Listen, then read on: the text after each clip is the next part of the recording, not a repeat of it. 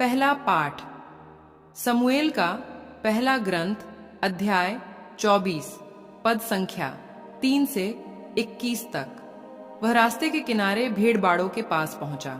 वहां एक गुफा थी और साउल शौच करने के लिए उसमें घुस गया। दाऊद और उसके साथी उस गुफा के भीतरी भाग में बैठे हुए थे। दाऊद के साथियों ने उससे कहा, वह दिन आ गया है जिसके विषय में प्रभु ने आपसे कहा था, मैं तुम्हारे शत्रु को तुम्हारे हवाले कर देता हूँ। उसके साथ वही करो जो तुम्हें उचित लगे। दाऊद ने उठकर चुपके से साउल के वस्त्र का टुकड़ा काट दिया। दाऊद का हृदय धड़कने लगा क्योंकि उसने साउल के वस्त्र का टुकड़ा काट दिया। और उसने अपने साथियों से कहा, प्रभु यह न होने दे कि मैं अपने स्वामी प्रभु के अभिषिक्त पर हाथ डालूं, क्योंकि प्रभु ने उनका अभिषेक किया है। दाऊद ने यह कहते हुए अपने साथियों को रोका और उन्हें साउल पर आक्रमण करने नहीं दिया। साउल उठकर गुफा से बाहर निकला और अपने रास्ते चला गया। दाऊद भी गुफा से निकला और उसने साउल से पुकार कर कहा, मेरे स्वामी, मेरे स्वामी, मेरे राजा। साउल ने मुड़कर देखा और दाऊद ने मुंह के बल गिरकर उसे दंडवत किया। तब दाऊद ने साउल से कहा, आप क्यों उन लोगों की बात सुनते हैं जो कहते हैं कि दाऊद आपकी हानि करना चाहता है? आपने आज अपनी आंखों से देखा कि प्रभु ने आज गुफा में आपको मेरे हवाले कर दिया था और मेरे साथी चाहते थे कि मैं आपको मारूं, किंतु मैंने यह कहते हुए आपको बचाया, मैं अपने स्वामी पर हाथ नहीं डालूंगा, क्योंकि वह प्रभु के अभिषिक्त हैं। देखिए पिताजी, अपने वस्त्र का टुकड़ा मेरे हाथ में देखिए। मैंने आपके वस्त्र का टुकड़ा तो काट दिया, किंतु आपको नहीं मारा। इससे यह जान लीजिए कि मुझ में न तो आपकी बुराई करने का विचार है और न विश्वासघात। मैंने आपके साथ कोई अन्याय नहीं किया, फिर भी आप मेरे प्राण लेने पर उतारू हैं। प्रभु हम दोनों का न्याय करे, प्रभु आपको मेरा बदला चुकाए। मैं आप पर हाथ नहीं डालूंगा। ये पुरानी कहावत है, बुरे लोगों से ही बुराई पैदा होती है, इसलिए मैं आप पर हाथ नहीं डालूंगा। इस्राएल के राजा जिससे लड़ने निकले, आप किसका पीछा कर रहे हैं? मरे हुए कुत्ते का या किसी पिस्सू का? प्रभु निर्णय देगा और हम दोनों का न्याय करेगा।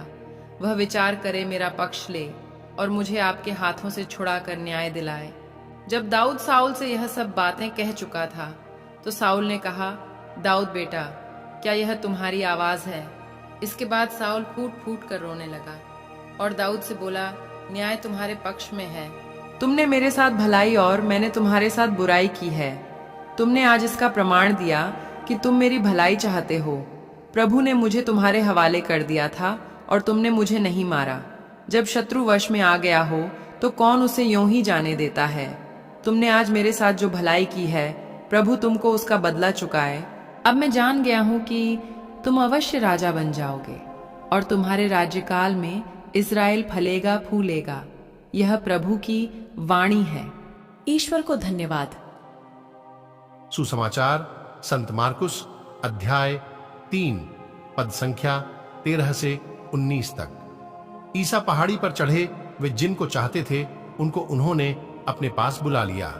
वे उनके पास आए और ईसा ने उनमें से 12 को नियुक्त किया, जिससे वे लोग उनके साथ रहें और वह उन्हें अपदूतों को निकालने का अधिकार देकर सुसमाचार का प्रचार करने भेज सकें। ईसा ने इन 12 को नियुक्त किया, सिमोन को, जिसका नाम उन्होंने पैतरुस रखा, जेबेदी के पुत्र याकूब और उसके भाई योहन को, जिनका नाम उन्होंने बोआनेर्गेस अर्थात गर्जन के पुत्र रखा, अंदेरियस, फिलिप, बर्थोलोमी, मत्ती, थॉमस, अल्फाई के पुत्र याकूब, थद्देयुस और सिमोन को, जो उत्साही कहलाता है, और यूदस इस्कारियोती को, जिसने ईसा को पकड़वाया। यह प्रभु का पवित्र सुसमाचार है। हे ख्रीस्त, तेरी स्तुति हो। मनन चिंतन। हम यीशु के जीवन में एक महत्वपूर्ण क्षण के साक्षी हैं। वह पहाड़ पर चढ़ गए और जिन्हें वह चाहते थे उन्हें उन्होंने अपने पास बुलाया और वे उनके पास आए। यीशु अपनी बुद्धि और प्रेम में अपने करीब रहने, उनसे सीखने और एक विशेष मिशन को पूरा करने के लिए 12 लोगों को चुनते हैं। ये चुने हुए लोग, जिन्हें हम 12 प्रेरितों के नाम से जानते हैं, यूं ही नहीं चुने गए थे। यीशु ने उन्हें एक उद्देश्य के लिए सावधानी पूर्वक चुना। उन्हें उनके साथ रहना था, उनके मिशन में हिस्सा लेना था और खुशखबरी का प्रचार करने के लिए भेजा जाना था।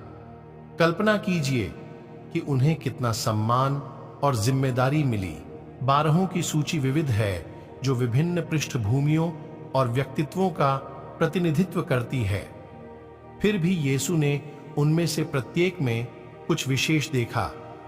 उन्होंने क्षमता अनुसरण करने की इच्छा और विश्वास में बढ़ने की क्षमता देखी। आइए हम विचार करें कि यीशु हम में से प्रत्येक को कैसे बुलाते हैं।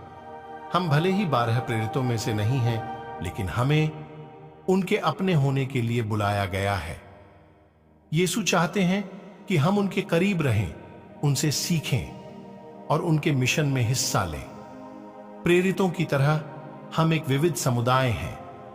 हम में से प्रत्येक के पास अद्वितीय वरदान और गुण हैं, जिन्हें ईश्वर देखते हैं और महत्व देते हैं।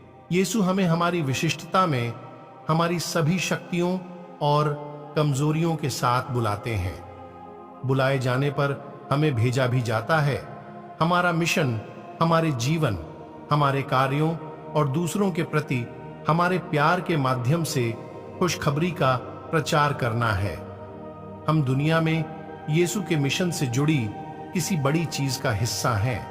मेरे प्यारे विश्वासी भाई बहनों, आइए तब हम सभी आज के वचन पर मनन चिंतन करें। परमेश्वर आप सभी को आशीष प्रदान करे। आमीन।